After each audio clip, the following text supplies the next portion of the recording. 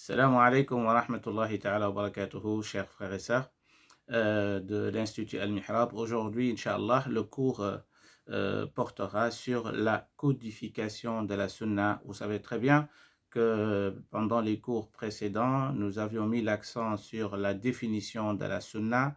Nous avions également parlé de la problématique de mettre donc les hadiths du prophète sallallahu alayhi wa sallam à l'écrit, c'est-à-dire le fait d'écrire les hadiths du prophète sallallahu alayhi wa sallam. On sait qu'il y avait une interdiction et puis après il y a une autorisation. L'autorisation vient après l'interdiction.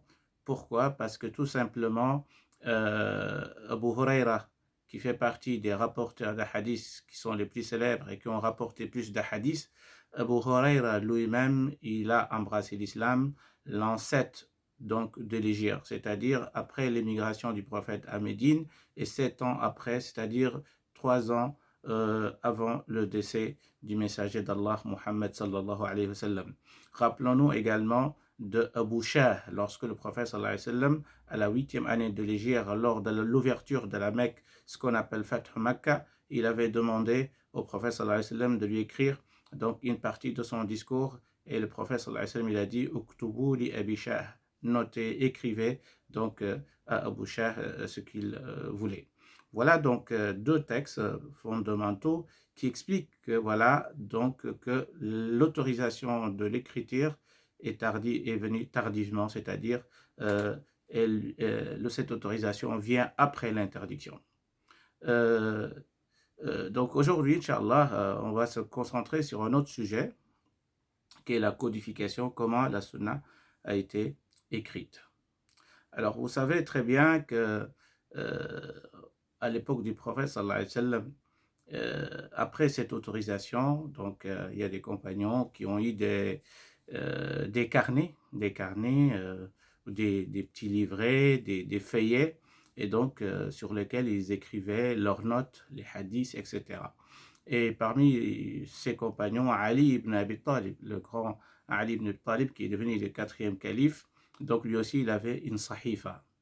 Un autre compagnon qui s'appelle Abdullah ibn Amr ibn As, lui aussi il avait un carnet. D'ailleurs, on dit que ce carnet-là, les hadiths qui étaient dedans ont été repris par l'imam Ahmed ibn Hanbal dans son Musnad. On a également un autre compagnon qui s'appelle Jabir ibn Abdullah al-Ansari. Il avait aussi un carnet dans lequel il écrivait donc ses hadiths. Abdullah ibn Omar aussi, lorsqu'il entrait au marché, il disait souvent, il regardait sur son carnet avant donc de répondre aux questions des gens. Donc là, c'est un petit exemple pour expliquer un peu que la codification a commencé donc du vivant du messager d'Allah, Muhammad sallallahu alayhi wa sallam, c'est-à-dire qu'il y a des compagnons qui notaient et qui écrivaient donc les paroles, les actes du prophète sallallahu alayhi wa sallam. Alors, après le décès du prophète sallallahu alayhi wa sallam, Omar ibn al-Khattab, il avait jugé nécessaire de codifier, d'écrire l'ensemble de la sunna. Il a consulté les compagnons, donc ils lui ont donné l'autorisation. Tu peux demander à certains savants donc de mener ce travail-là. Et donc Omar ibn al-Khattab, avant de passer à l'acte, donc il a fait ce qu'on appelle salat al-istikhara. Ça veut dire quoi? C'est-à-dire la prière de consultation. Donc consulter Allah à travers 2 rak'at et demander à Allah Azza wa Jal, est-ce que ce que je vais entreprendre, est-ce que c'est quelque chose de bien ou tout simplement c'est quelque chose de mal que je dois délaisser. Et donc Omar ibn Khattab, il a fait la prière de consultation pendant 1 mois. 1 mois, il fait la prière de consultation, mais il n'a pas trouvé donc de réponse. C'est-à-dire, il n'a pas reçu de signe qui lui dit, vas-y, Omar ibn Khattab, radiallahu anhu. Et puis, il a délaissé ce projet. Donc, il n'a pas su regrouper l'ensemble de la sunna. Donc là, on parle du 2e calife, Omar ibn Khattab, qui fait partie des 4 califes bien guidés. Et puis, à la fin du siècle de l'Hégire, donc vers les années 90, vers les années 90 de l'Hégire, avec le fameux calife Omar ibn Abdel Aziz. Omar ibn Abdel Aziz, il a jugé nécessaire de mettre donc à jour donc le projet qu'avait Omar ibn al-Khattab. Donc Omar ibn Abdelaziz, pour rappeler simplement qu'il est le 5e calife bien guidé, c'est comme ça qu'on l'appelle, mais il est le 8e calife dans l'ordre donc du califat des Omeyyades, de la dynastie Omeyyade. Il n'est pas le 5e parce que le 5e calife c'est le Hassan, le fils d'Ali. Et donc, et puis Hassan, et puis on aura Muawiyah, et puis Yezid, et puis la dynastie Omeyyade se suivent. Et puis jusqu'à arriver au 8e calife qui est Omar ibn Abdelaziz, qui fait partie donc de la dynastie Omeyyade. Donc ce calife-là, qui était juste et connu par son règne équitable, ce grand homme qui est un homme de savoir et de connaissance, Omar ibn Abdelaziz, pieux également, il a décidé donc de sortir donc le projet de Omar ibn Khattab qu'il avait pour rassembler tous les hadiths du prophète, l'ensemble de la sunna du prophète Mohammed sallallahu alayhi wa sallam. Et donc aujourd'hui, donc maintenant, on peut noter une chose très importante, que avant Omar ibn Abdelaziz, il y avait une codification. Mais cette codification était tout simplement individuelle, c'est-à-dire qu'un savant, un autre, chacun, il fait selon ce qui l'intéressait de la sunna. Donc, Jabir ibn Abdullah al-Ansari, Abdullah ibn Omar, Ali ibn Abi Talib, Abdullah ibn Amr ibn al-As. Donc, chacun, il prenait ce qu'il voulait de ces hadiths et donc il le mettait dans un carnet. Donc, c'était fait de manière individuelle. Mais cette fois-ci, chers frères et sœurs, c'est que c'est l'État qui prend la décision. C'est une codification officielle, donc venant du calife qui est Omar ibn Abdelaziz. Donc là, on passe à une période différente. Donc, c'est la codification officielle. Al-Tadwin al-Rasmi, donc les sunnah. Et donc, qu'est-ce qu'il a fait, Omar ibn Abdelaziz? Il a donc écrit des lettres, des missives, donc aux savants qui se trouvaient à l'époque dans les régions différentes donc, du territoire musulman. Et donc, il a envoyé une lettre à Abi Bakr ibn Hazm, donc, qui est un savant très connu à l'époque, qui était le juge de Médine, Qadi al-Medina, et puis il était wali, donc il était gouverneur à Médine, ce qui était un savant de grande renommée. Et puis, il lui dit dans la lettre, n'oublie pas de consulter Amra. Amra, donc, qui est une femme euh, euh, très brave, une femme de savoir et de connaissance. Et donc, il lui dit, n'oublie pas d'aller chez elle et de récupérer ses hadiths. Parce qu'elle est la seule qui a maîtrisé plus les hadiths qu'avait Sayyidatuna Aïcha radiallahu anha. Là, c'est un point très important que l'on oublie souvent, parce que souvent on se concentre sur les hommes. On dit que voilà, tous les rapporteurs de hadith sont les hommes, etc. Et là, on voit une femme, sans elle, on aurait dû perdre l'ensemble peut-être des hadiths venant de Sayyidatuna Aïcha radiallahu anha. Aïcha, ce n'est pas une personne simple, c'était une personne clé. Donc, dans l'histoire du prophète, sallallahu alayhi wa sallam, et dans l'histoire de l'islam, elle était l'épouse du prophète, la bien-aimée du messager d'Allah, Muhammad, sallallahu alayhi wa sallam. Mais également, Khadija, elle a grandi dans le giron du prophète, sallallahu alayhi wa sallam. Elle avait de la connaissance, elle contredisait même beaucoup de compagnons sur certaines questions. Donc, c'était une femme de savoir et de connaissance très respectée. Et donc, les hadiths, les versets, tout cela tombait chez le prophète alors qu'elle était présente. Donc, elle sait plus que quiconque. Donc, des hadiths du prophète sallallahu alayhi wa sallam et de la révélation. Et donc, c'est cette dame qui s'appelle Amra, c'est elle qui a récupéré, qui a su mémoriser et maîtriser tous les hadiths quasiment qu'avait Aïcha radiallahu anha. Donc, c'est pour cela qu'Omar ibn Abdelaziz a conseillé ce monsieur qui est Abu Bakr ibn al-Hazm, il lui dit, vas-y, donc, chez elle et essaye de récupérer tous les hadiths. Et donc, c'est comme ça que donc, la codification a commencé. Et puis, il a écrit aussi un autre savant clé donc, dans l'histoire de la codification de la sunna. C'est Ibn Shihab al-Zuhri, qui est mort en 124 de l'Hégire.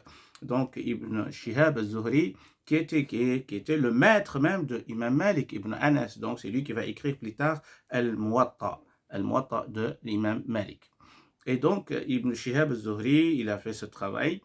Malheureusement, chers frères et sœurs, tous ces savants-là qui ont écrit donc, durant cette période-là, aujourd'hui, tous ces ouvrages-là ont été égarés. C'est-à-dire, soit c'est par le temps, on a perdu ces ouvrages, soit, comme le disent certains savants, que c'est à travers les invasions sur le territoire ou dans le territoire musulman par les Tatars, les Mongols et d'autres qui ont détruit donc les grandes bibliothèques en terre de l'islam, comme la bibliothèque de Kairouan, d'Alexandrie, etc.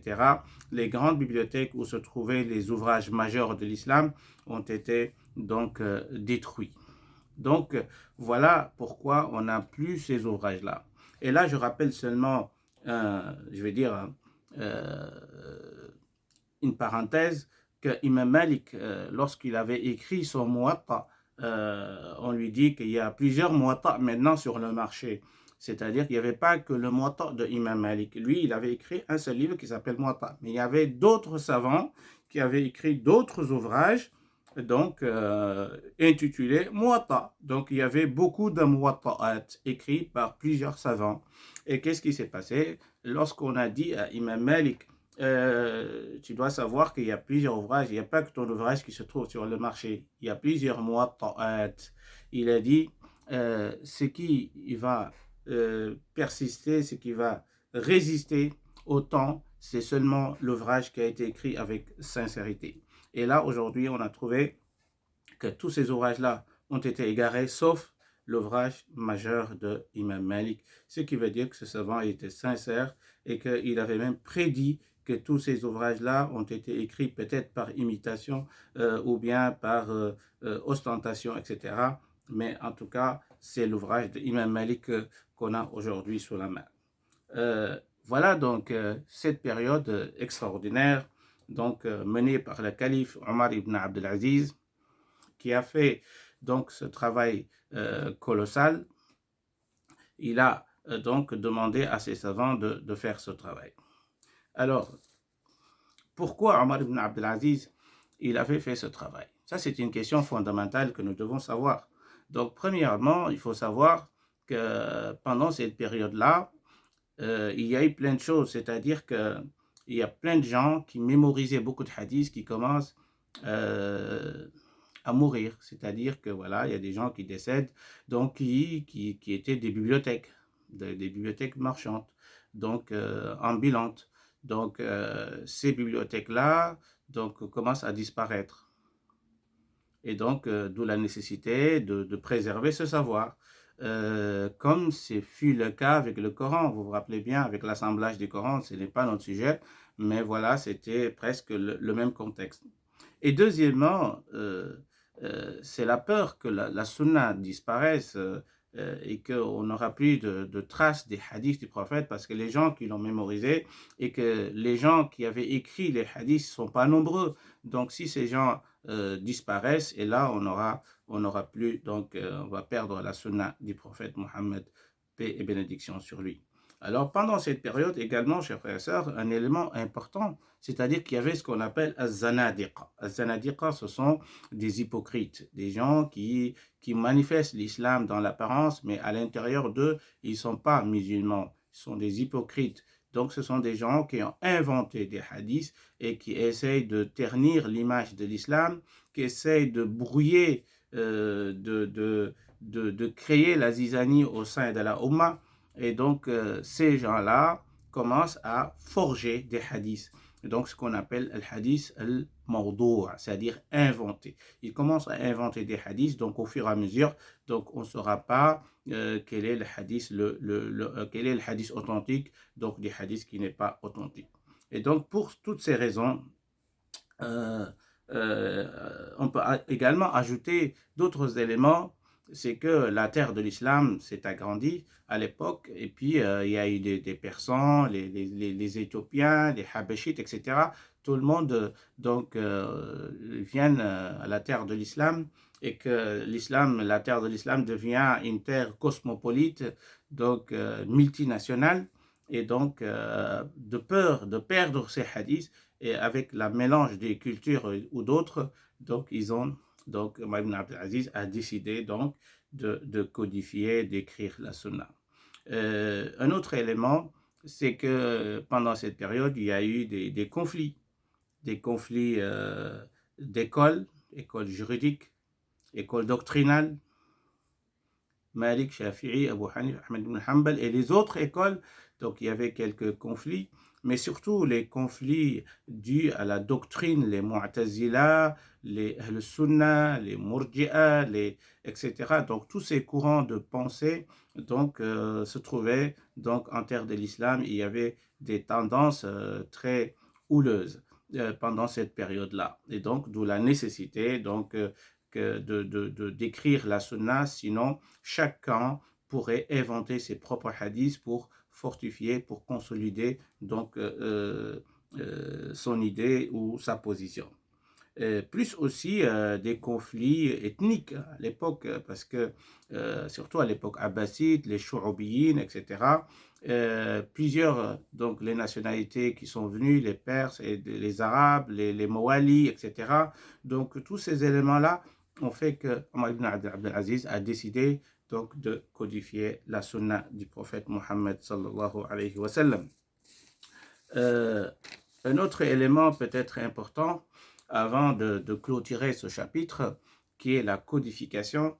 Donc ce qu'il faut retenir juste, c'est que cette période-là n'est pas encore l'âge d'or de l'islam. L'âge d'or, c'est ce qu'on va, Inch'Allah, étudier la semaine prochaine. Donc l'âge d'or de l'islam, ou l'âge où il y a une floraison donc, de savoir, de connaissances, de savants qui fusent de partout. Et voilà, c'est une période bénie. Et Inch'Allah, qu'on va étudier, Inch'Allah, le cours prochain. Ce qu'il faut retenir, c'est que la codification de la sunna a commencé donc du vivant du messager. Il avait donné l'autorisation. Après l'introduction, il avait donné l'autorisation.